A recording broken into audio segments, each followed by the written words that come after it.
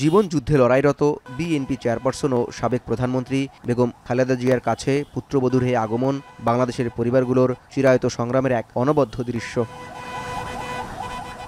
সংকটে সমাধানে পরিবারের পাশে গৃহবধূর উপস্থিতি দেশের সবচেয়ে গুরুত্বপূর্ণ রাজনৈতিক পরিবারের জন্য এক বিশেষ মুহূর্ত।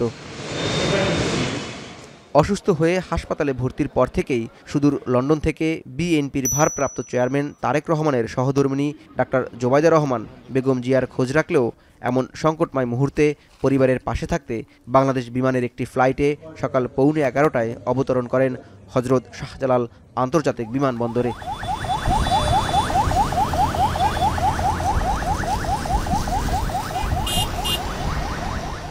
ইমিগ্রেশন শেষে গন্তব্য রাজধানীর বসুন্ধরাস্থ এভারকেয়ার হাসপাতালে, যেখানে চিকিৎসারত বেগম খালেদা জিয়া।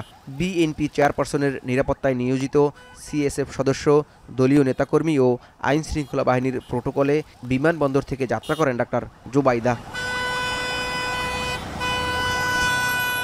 নীল রঙের এই গাড়িতে কাওলা কুড়িল 300 ফিট হয়ে প্রবেশ করেন বসুন্ধরায়। 1 ঘন্টা 5 মিনিটের যাত্রা শেষ হয় এভারকেয়ারের ফটকে।